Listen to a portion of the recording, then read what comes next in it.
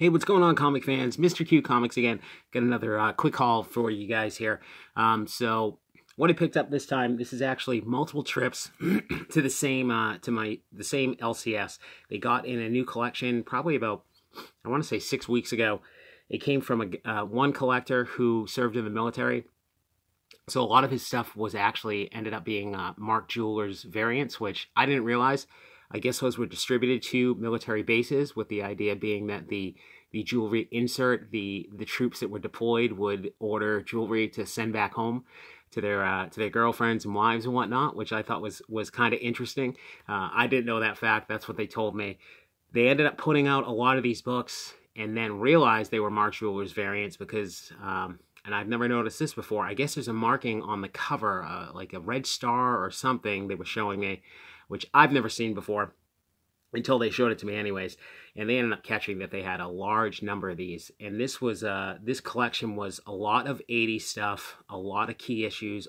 A lot of it was really high grade. So they ended up pulling all the Mark Jewelers stuff, and I think they're getting most of it slabbed. I think I maybe lucked out and got one or two that they had, but what they ended up doing was they had so much that they put out $2 bins, which they usually don't have. So I was able to get a couple of the better books that they got when I first went in, and I just kept going back every few days because they kept reloading these. They have about 15 long boxes out now that are just $2 books, and they started steadily pulling out back stock and just throwing it in there. So I just went through and kind of cherry picked. I used the Key Collector app for sure, and basically hit up most of the DC stuff at first. So I'm going to show you a portion of what I got because I probably picked up a couple hundred books. So yeah, let's jump right in. Like I said, this is going to be mostly DC.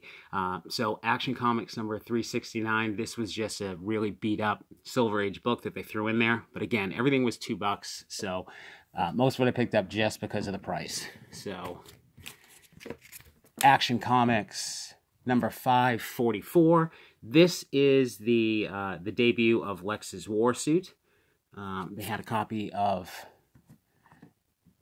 Action Comics 600. This is the anniversary issue, and it's an homage to Superman Annual number 7. You see, there's the Lex cover was a newsstand as well, so that was cool.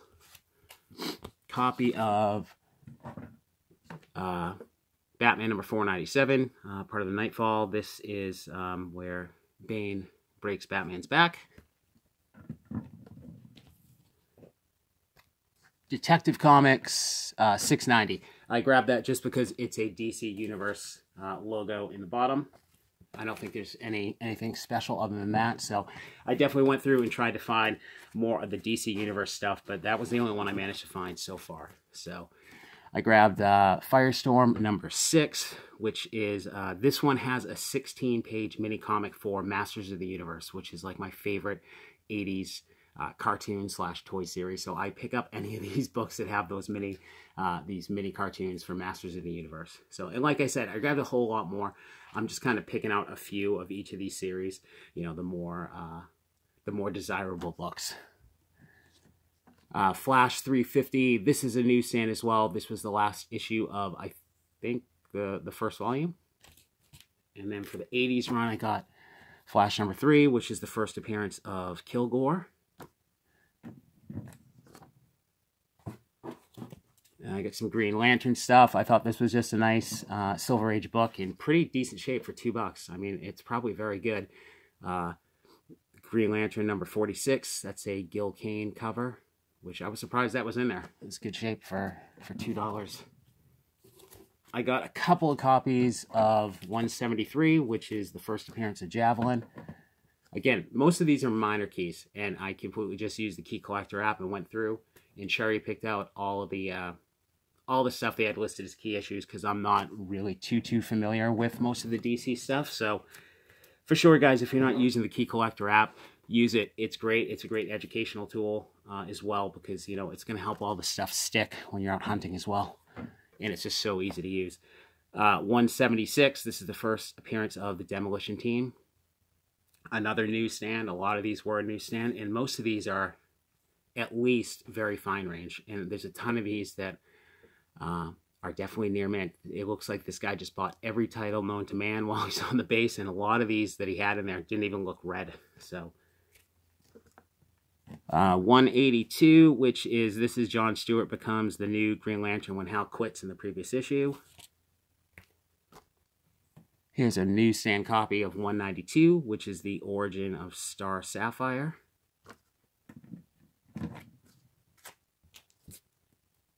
We've got last of the Green Lanterns, 194, which is just a classic battle between Hal and Guy Gardner. This is one of my favorites I grabbed. Just grabbed it for the cover. It's Neil Adams. I hadn't even seen it before. It's House of Secrets number 90. Just an awesome Neil Adams cover for $2, and it's in pretty decent shape. So, yeah, super cool. I was stoked about that one. Early Neil Adams stuff. That's great. And I grabbed some more of the Infinity Inc. number 25. Number 26. Again, all $2. This is all early Todd McFarlane. So, anytime I find these, there's 29. There's 33. Anytime I find these, and they're readily available for cheap, I just pick up anything McFarlane. I love watching the progression of his work, because if you look at this, it's not really the McFarlane you know, but you can steadily see him progress, you know, up to the Hulk and finally into Amazing Spider-Man with that style that we all know. 34. 35. 36. And 37, which is the last of the Infinity Inc. And I probably have most of these. I just keep grabbing them to try and get the best copies I can, keep upgrading mine. And McFarlane stuff, there's always a fan looking for early McFarlane stuff. So, you know, great for trades or flips. Okay, I got some Justice League of America stuff as well.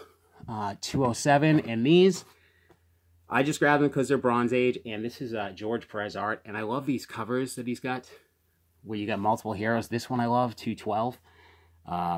That's a great cover. I love the yellow background. He's got so much going on with all these heroes. 220. Again, these are newsstand copies. I don't remember when these came out. This one's great as well. This is the new origin of Black Canary.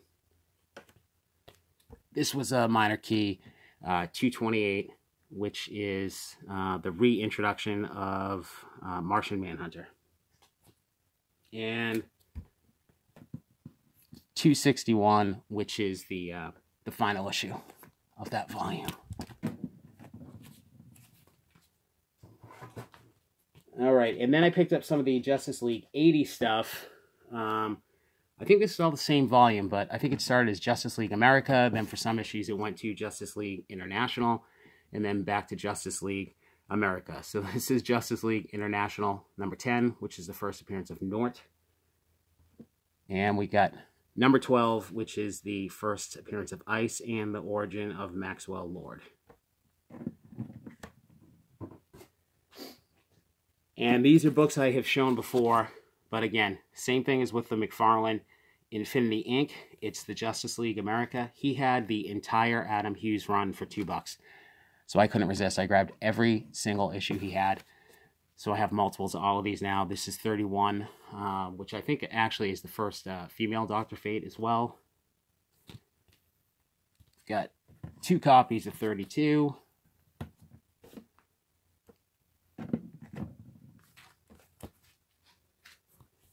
Two copies of 33.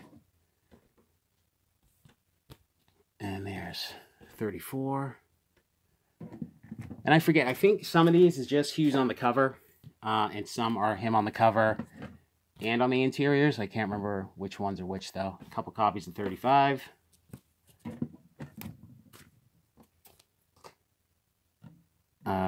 Copy of 36. This is listed as a minor key. This is the first appearance of Mr. Nebula and the first Scarlet Skier, which parodies of Galactus and the Silver Surfer. So 37, 38,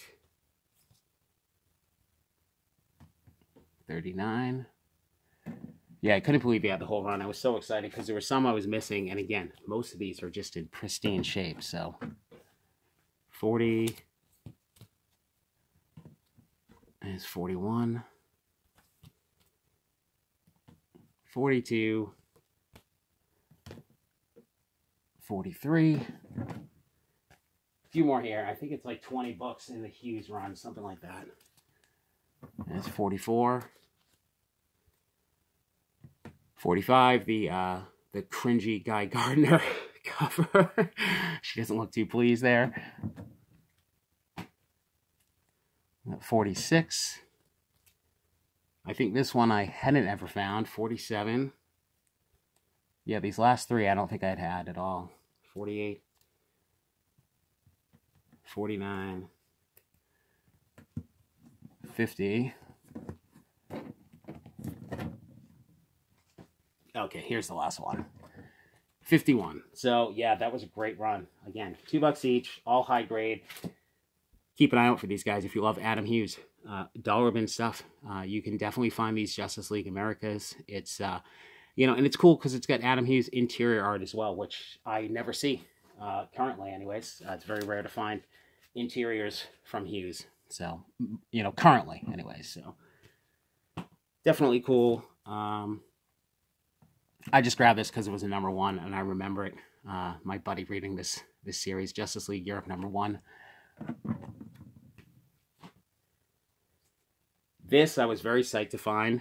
The Question #17. This is the first appearance of Rorschach. This is in really great condition. My second copy, again, $2. So I want to say this is, you know, at least a $20 book currently. So. And I mean, who doesn't love Rorschach? Rorschach's definitely, to me, the best character from the Watchmen series. I think he's awesome, so I was psyched to find that. This one I actually grabbed the other day. I had skipped over Superboy #9. This book's been pretty hot. The first full appearance of King Shark. And I think they might have Zero in there, too, and I missed it somehow. So I got to go back and check it out, because no one's, like, digging through these bins. So, grab some of the new Teen Titans. This 32, again, another great George Perez. All his covers always seem to have multiple heroes, these big battle scenes and stuff, which I think is fantastic. So I grabbed it simply for the cover. And let's see, I got... Oh, actually, I think that's the first appearance of Thunder and Lightning as well, who I don't know anything about. But and a couple newsstand copies of 39, which I believe is the last Dick Grayson as Robin. So that was it for the DC stuff. I'll do the Marvel stuff in a different video. I did get some indie stuff as well. Some Valiant. Bloodshot #7. I think this is the first full appearance of... Man, I'm going to butcher it. Is it... I don't know if you say Ninjak or if it's Ninja K. I've never been clear on that. But these I had never heard of, but I recognize the art immediately. Again, Adam Hughes. Awesome cover. Chassis #1.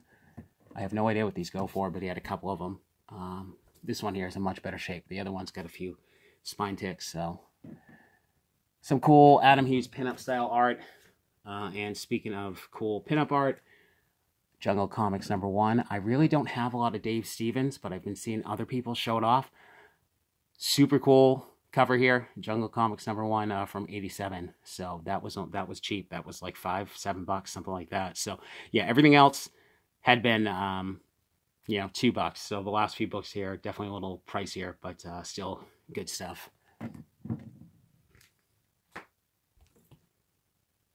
This, I was surprised how cheap it was. This was like $12 or something like that. 100 Bullets #1. This is the first print. A little disappointed because it looked like absolutely pristine. And then I caught when I got home. And I realized why it was $12. I don't know if that shows up. There's a tiny, tiny tear right there. But still, I don't know if this is a show or whatnot, but I've heard other people talking about it. So, again, it was cheap. I grabbed it. I'm still happy I picked up a copy there. And last, this is definitely the, you know, one of the better keys I got, probably with the exception of the Question there. Batman #368. This is Jason Todd. Officially becomes the second Robin. And this is a sharp copy. This is definitely more. This is one of the ones you put up on the wall.